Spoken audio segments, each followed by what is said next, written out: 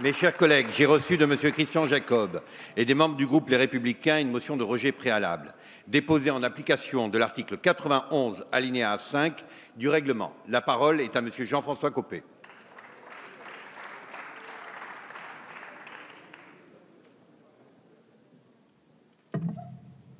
Merci, Monsieur le Président. Monsieur le Président, Mesdames les ministres, mes chers collègues, lorsque, le 7 septembre 2015, il y a eu 8 mois, le Président de la République a annoncé aux Français les principales mesures d'un projet de loi qui visait à instituer des nouvelles libertés, des nouvelles protections pour les entreprises et les actifs, nous avons été un certain nombre à ne pas en croire nos oreilles. Parce qu'enfin, après 3 années ininterrompues de hausse de charges, de taxes, de contraintes nouvelles pour les employeurs et pour les salariés, un texte annoncé comme modernisant le marché du travail sonnait comme une prise de conscience de la gravité de la situation. Un texte présenté dans son exposé des motifs comme engageant la refondation de notre modèle social. Comment ne pas souscrire à l'idée? Beaucoup de députés, y compris à droite, s'en sont réjouis. Et beaucoup d'entre nous, Madame la Ministre, j'en fais partie, ont relevé que l'avant-projet, je cite, allait dans le bon sens, ce qui, en langage diplomatique, en disait très très long sur notre ouverture d'esprit. Et en toute logique, les mêmes, au sein du groupe Les Républicains, annonçaient, et j'en étais, qu'ils étaient même prêts à le voter. À cela, une unique raison. Bien qu'étant dans l'opposition, nous n'avons qu'un seul objectif: faire tout ce qu'il est possible de faire pour lutter contre le chômage, qui a explosé dans des proportions catastrophiques depuis mai 2012, 1 100 000 personnes supplémentaires inscrites à Pôle emploi en catégorie A, B et C depuis l'entrée en fonction de François Hollande. Alors oui, nous étions prêts à voter ce texte que nous espérions pragmatique et ambitieux et surtout tenant compte du monde d'aujourd'hui. Réformer un code du travail qui avait été conçu pour le 19e et le 20e siècle et qui n'est évidemment plus du tout adapté au monde dans lequel nous vivons. D'abord parce que le code du travail, c'est un code de l'interdit, imaginé pour les rapports qui étaient autrefois, c'est-à-dire avant les grandes conquêtes sociales, totalement déséquilibrés, avec d'un côté un travailleur en situation de subordination, de l'autre un employeur qui pouvait tout et avait pour unique obligation de lui verser un salaire dont il déterminait seul le montant. Alors oui, bien sûr, à cette époque-là, ne remontons pas jusqu'à Jean-Jacques Rousseau, mais quand même, il y avait l'idée selon laquelle c'était des interdits sauf exception. Donc interdire sauf exception de travailler à durée déterminée, interdit sauf exception de travailler le dimanche, interdit sauf exception de travailler la nuit. Cette logique de l'interdit par principe et de la liberté par exception fut un progrès et se justifiait indiscutablement au siècle dernier. Mais à force de se démultiplier pour s'appliquer à tous les sujets, elle est aujourd'hui totalement paralysante pour l'activité économique. C'est l'initiative qui se trouve bridée au motif que l'on continue à raisonner comme si les salariés et les employeurs étaient opposés alors que leurs intérêts sont communs, adapter l'activité pour préserver l'emploi. Oui, le code du travail tel qu'il existe aujourd'hui, en plus, c'est un code du dialogue forcé, alors qu'il devrait être celui du dialogue libre, dont seul peut sortir un accord. C'est d'autant plus irréaliste que les PME et les TPE en sont les grandes oubliées. Le code du travail tel qu'il existe aujourd'hui, c'est un code du CAC 40, en quelque sorte, qui, en réalité, impose aux TPE et aux PME de se voir imposer des normes extrêmement rigides dont on sait pertinemment qu'elles ne sont pas adaptées à leur situation. C'est aussi un code qui ne traite que du salariat et qui néglige totalement la réalité du monde du travail aujourd'hui avec la situation des travailleurs indépendants. Et je profite d'ailleurs pour dire qu'il est bien dommage que votre gouvernement n'ait pas pris à bras-le-corps le problème gravissime du RSI pour lequel rien n'a été fait, alors que tout le monde sait que cette situation met en difficulté les travailleurs indépendants. Mes chers collègues, Mes chers collègues, laissez Je Monsieur n'imaginais Copé. pas d'avoir visé aussi juste à propos du scandale du RSI. Un code du travail qui, par ailleurs, est fait, on le sait tous, pour ceux qui sont dans l'emploi, dont l'objet principal est de protéger les salariés contre la perte de leur emploi, et c'est évidemment un objectif légitime. Sauf que, pour le mettre en œuvre, le Code du travail a multiplié les dispositifs qui permettent de ralentir ou d'empêcher l'employeur de licencier ou de pouvoir licencier. Tout cela était compréhensible à l'époque du plein emploi, mais nous sommes obligés de reconnaître qu'aujourd'hui, nous sommes passés de la protection à la surprotection, avec deux effets pervers. D'abord, un marché du travail totalement fermé à la sortie, de sorte qu'il se ferme à l'entrée et qu'il génère chez l'employeur des réticences majeures à l'embauche. Et deuxièmement, le fait que les employeurs n'ont plus confiance, qu'ils sont gagnés par la frilosité et que c'est aujourd'hui une rigidité majeure qui explique le haut niveau de chômage en France. Alors oui, c'est vrai, mes chers collègues, nous étions très intéressés par le texte initial parce qu'il actait que les temps ont changé, parce que le monde a changé, parce que l'émergence de l'Asie, parce que l'ouverture du commerce mondial, parce que la révolution du numérique ont complètement bouleversé la réalité économique du monde et donc de la France. Voilà pourquoi il fallait un consensus droite-gauche pour réformer le marché du travail.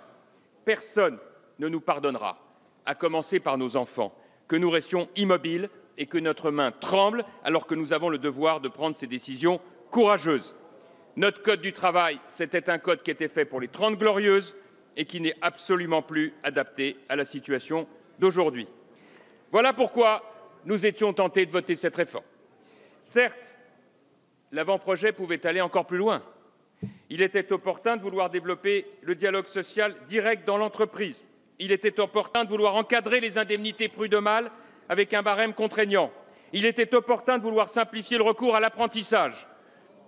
Hélas, toutes ces bonnes intentions ont été abandonnées en route dans une succession de reculades qui reste un véritable cas d'école et qui explique que je porte au nom de mes collègues et amis du groupe républicain cette motion de rejet. C'est vrai, rejet d'abord pour dénoncer la méthode désastreuse que vous avez utilisée et qui est digne de figurer parmi les cas d'école de notre histoire politique, car vous n'avez cessé de reculer. Ce projet de loi, on nous l'annonçait comme une refondation. Et voilà que petit pas par petit pas, j'ai envie de dire presque méthodiquement, depuis le mois de février, le gouvernement n'a cessé de reculer. Alors, quelles sont évidemment les dernières rares avancées du texte? Des accords de préservation et de développement de l'emploi, qui sont le reflet des accords offensifs défendus depuis des années par Gérard Cherpion, la clarification du licenciement économique, et le moins qu'on puisse dire, c'est que tout cela ne pèse pas très lourd face aux multiples reculades telles que la surtaxation des CDD, qui est une monstruosité juridique et économique, le retour au monopole syndical en matière de négociation collective, et alors l'annonce du RSA jeune qui viendra terminer la dernière case de l'assistanat que vous n'avez pas encore remplie. Reculade sous la pression de la CGT, grande victorieuse de tout cela, dont l'attitude radicale a scandalisé les Français lorsqu'elle a osé assimiler dans une affiche inacceptable nos forces de l'ordre à des tortionnaires. Alors que pas moins de 24 policiers ont été blessés, dont plusieurs grièvement jeudi dernier, cette affiche de la CGT fait honte à cette formation syndicale. J'ajoute d'ailleurs, paradoxe de l'affaire, que le gros des troupes de la CGT est composé de fonctionnaires qui ne sont pas très reconnaissants du 1,5 milliard que vous venez de leur proposer de rémunération et qui, par définition, ne sont absolument pas concernés par la réforme du Code du travail. Reculade, deuxième du genre, sous la pression de l'UNEF. Alors là, cette fois, c'est le syndicat étudiant du Parti socialiste qui revendique 19 000 adhérents. 19 000 adhérents, c'est-à-dire moins de 1% de la population étudiante. Dire que les jeunes sont dans la rue, ça me paraît légèrement excessif. Un syndicat étudiant dont les dirigeants, qui n'ont strictement aucune expérience du monde du travail, ont été reçus avec les honneurs à Matignon, mis en situation de faire la leçon à des ministres de la République sans que personne ne s'en indigne. Tout ça se faisait à gauche, pour la gauche, avec la gauche. C'était frais et printanier. Reculade enfin, sous la pression du mouvement Nuit debout, qui multiplie les incivilités et les violences, notamment contre les forces de l'ordre, dans les lieux emblématiques des grandes villes de France, de Paris à Toulouse, et cela de manière illégale alors que nous sommes sous état d'urgence. Un mouvement dont les membres ont expulsé violemment un académicien de la place de la République, car il avait le malheur de penser différemment. Je n'ai rien contre l'utopie, mais le sectarisme est quelque chose qui ne mérite pas d'avoir place dans la cité. Et je regrette que la violence de leur comportement ait conduit l'État à se montrer ainsi faible et humilié. Je regrette que l'on donne autant d'audience à ces groupuscules qui sont en réalité très faibles numériquement et dont je rappelle à celles et ceux qui se sont exprimés avant moi du côté gauche de l'hémicycle qu'ils sont systématiquement leurs alliés électoraux lorsqu'il s'agit de gagner des élections à n'importe quel prix. Et dire que le gouvernement en est réduit à les supplier de ne pas boire d'alcool après 22 heures, c'est vous dire l'état de délabrement de l'autorité de l'État. Résultat d'un projet de loi qui avait pour objectif d'assouplir le marché du travail, nous sommes passés à une loi qui le rigidifie. On nous promettait la refondation, nous avons l'enlisement. La loi El Khomri est devenue la loi CGT, la loi UNEF, la loi Nuit debout.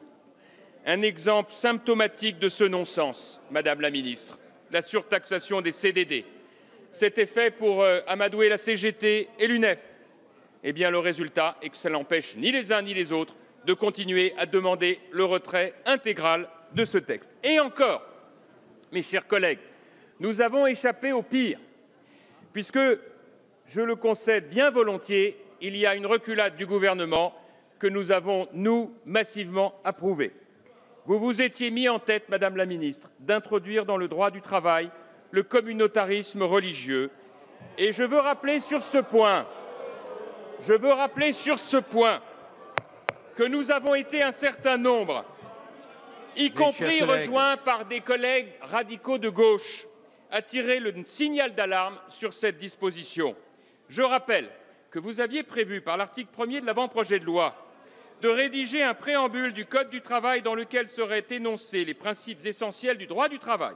Parmi ces principes, je cite « La liberté du salarié de manifester ses convictions, y compris religieuses, ne peut connaître de restrictions que si elles sont justifiées par l'exercice d'autres libertés. » C'était donc à l'employeur de devoir justifier de s'y opposer. Vous imaginez les risques considérables que cela faisait prendre dans un certain nombre d'entreprises, alors que nous attendons de sécuriser le climat social dans les entreprises. Je veux vous dire, Madame la Ministre, que lorsque nous avons été quelques-uns à alerter sur les conséquences de cet article, par une question que je m'étais permis de vous poser de manière extrêmement respectueuse, je crois me souvenir, vous avez jugé utile de me répondre par l'invective. Vous m'avez expliqué que j'affabulais, que je stigmatisais, les mots codés classiques quand on ne veut pas voir les problèmes au-delà du périphérique.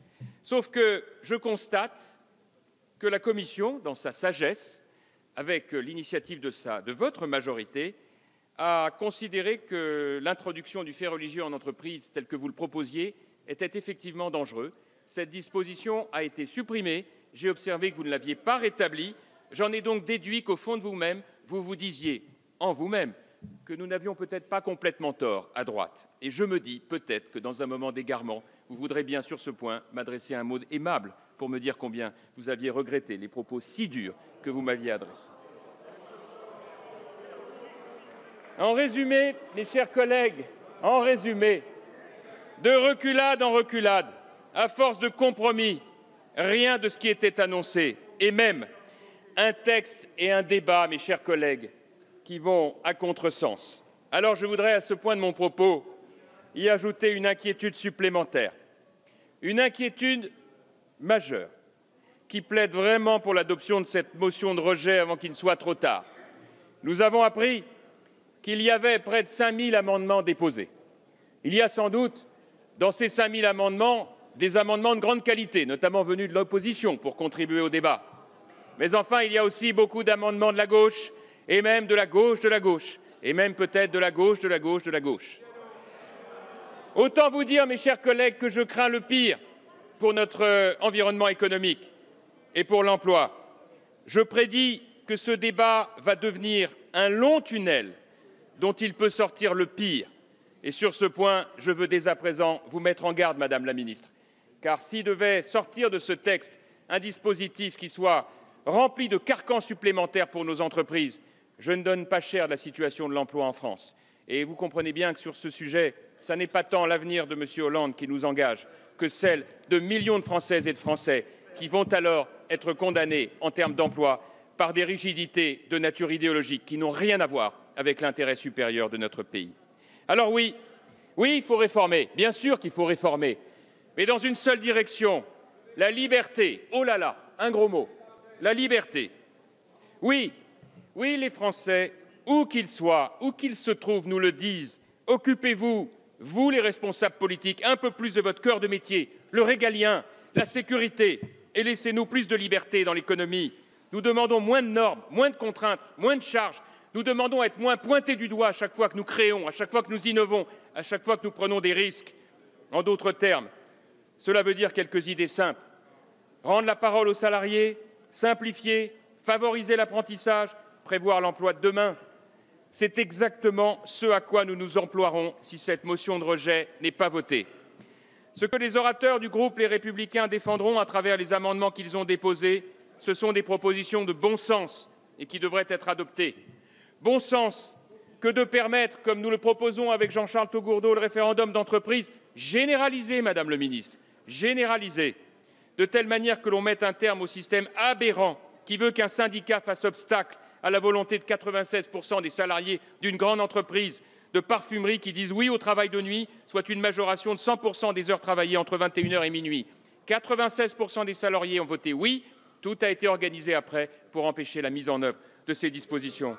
Redonnons de la liberté, donnez aux chefs d'entreprise qu'ils souhaitent la possibilité de poser directement par référendum à leurs salariés, sans obligation préalable de consulter les syndicats, souvent minoritaires, une question qui serait tranchée à la majorité simple.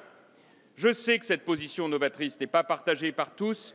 À minima, commençons, comme le propose notre groupe, par donner la possibilité pour l'employeur, en l'absence de délégué syndical, salarié mandaté ou élu, de soumettre directement par référendum des projets d'accord à des salariés. Bon sens aussi que de modifier ou supprimer les dispositions trop complexes et par conséquent nuisibles à l'emploi. Isabelle Le Callennec et Gérard Cherpion l'évoqueront concernant les seuils, ce fameux sujet des seuils auquel vous n'avez pas vraiment osé toucher une nouvelle fois. Relevons à 21 salariés le seuil nécessaire pour un délégué du personnel. Passons de 50 à 100 le seuil pour avoir un délégué syndical. Mettons en place un moratoire de 3 ans en cas de franchissement du seuil de 11 ou 50 salariés. C'est un vieux serpent de mer.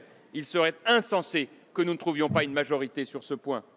Bon sens encore de nous inspirer de ce qui marche ailleurs, et en particulier en Allemagne, avec le système de l'apprentissage.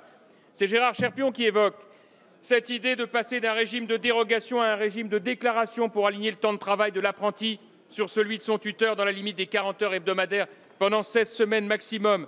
Réintroduire la formation d'apprenti junior, cher Christian Jacob, qui permet aux élèves d'entrer en CFA dès 14 ans. Relever de 25 à 30 ans l'âge maximal pour conclure un contrat d'apprentissage. Et laissez-moi... Oh, le travail, chers collègues, le travail des enfants. On voit comme il y a bien longtemps que vous n'avez pas regardé la réalité du terrain. Mais puisque vous en parlez, je voudrais dire combien j'ai regretté que vos amis de l'UNEF aient été à ce point entendus lorsqu'ils ont littéralement saboté les quelques mesures que vous aviez prévues pour les apprentis. Ça m'a rappelé que les étudiants de l'UNEF fréquentent vraiment pas le monde de l'apprentissage. Sans doute sont-ils trop intelligents pour cela. Et ils se sont bien peu préoccupés de l'avenir de ceux de nos jeunes qui souhaitent avoir un métier et pouvoir trouver un emploi. Bon sens, enfin, que de prévoir l'emploi de demain, c'est-à-dire la pluriactivité. J'ai entendu Madame Le Morton parler tout à l'heure du CDI pour 40 années dans une même entreprise. C'est vrai, vous avez raison, Madame. C'est un sujet qui est sur toutes les lèvres et dans tous les esprits dans notre pays. Chacun a bien compris que l'explosion du numérique fait que nous sommes rentrés vraiment dans le XXIe siècle et que la pluriactivité est quelque chose qui n'est plus tabou dans le monde réel. Il l'est encore dans une partie de cet hémicycle, il ne l'est plus en France, y compris chez des gens d'ailleurs qui peuvent voter pour votre famille politique. La pluriactivité, c'est tout simplement l'idée de faire plusieurs métiers pour pouvoir avoir plus d'activités, avoir plus de revenus et vivre autrement. Cette idée selon laquelle on doit tous vivre pareil, égalisés par le haut, par les côtés, ne plus pouvoir bouger de rien, c'est totalement contraire à ce qu'est devenu le XXIe siècle. Et pourtant, c'est bien ça que la France attend. Voilà pourquoi je propose que soit introduit pour chaque jeune à l'âge de 16 ans, en même temps que son numéro de sécurité sociale pour le protéger, un numéro d'inscription au registre du commerce, un numéro de SIRET. Nous l'avons travaillé avec Jean-Charles Taugourdeau. L'idée est très simple. Elle vise à ce que chaque jeune qui souhaite travailler puisse le faire, puisse découvrir à n'importe quel âge le monde du travail et même créer son entreprise. C'est un message que chacun peut entendre.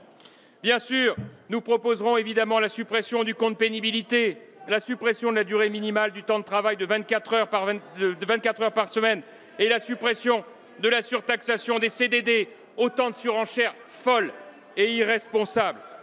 Voilà, vous l'avez compris, mes chers collègues. Sans doute, c'était l'occasion d'une réforme en profondeur du monde du travail et elle est déjà totalement manquée. C'est la raison pour laquelle je vous appelle à voter cette motion de rejet préalable. Ce texte est une illusion sur l'objectif, c'est une illusion sur le fond et c'est une illusion sur les effets. Or, depuis 8 semaines déjà, la discussion s'est déplacée dans les médias, sur les réseaux sociaux et dans la rue. Et pour quel résultat? Un texte qui ne correspond plus à ses objectifs, qui ne donne pas non plus satisfaction à ceux auxquels on a fait tant de concessions et qui continuent de manifester et de faire des actes de violence qui sont insupportables. C'est une situation que nous avons malheureusement déjà connue avec votre gouvernement. 4 mois de discussion parlementaire sur un projet de révision constitutionnelle qu'on nous présentait comme vital, indispensable, essentiel et abandonné au motif que finalement il ne l'était plus. 4 mois perdus en vaines invectives, chronique d'un échec annoncé. Voulons-nous renouveler cette expérience? Voulons-nous encore une fois participer à une mascarade alors que nous le savons, cette loi travail est malheureusement d'ores et déjà l'exemple type d'une occasion manquée pour notre pays. Au fond, pourquoi ce projet de loi s'est-il trouvé totalement vidé de sa substance? Eh bien, je voudrais soumettre à votre méditation, Madame la Ministre, 3 raisons et 3 leçons pour l'avenir, mes chers collègues. D'abord, ce projet de loi, il est à l'opposé total du programme électoral sur lequel François Hollande a été élu. Il a été élu en indiquant qu'il avait un ennemi, que cet ennemi, pour François Hollande, ce n'était pas le chômage, ce n'était même pas les terroristes à l'époque, c'était la finance. Moyennant quoi, voilà que 3 ans et demi après, il est devenu soudain libéral. Je ne comprendrai décidément jamais pourquoi les hommes politiques devenus chefs d'État sont à ce point obsédés par l'idée de séduire ceux qui n'ont jamais voté pour eux.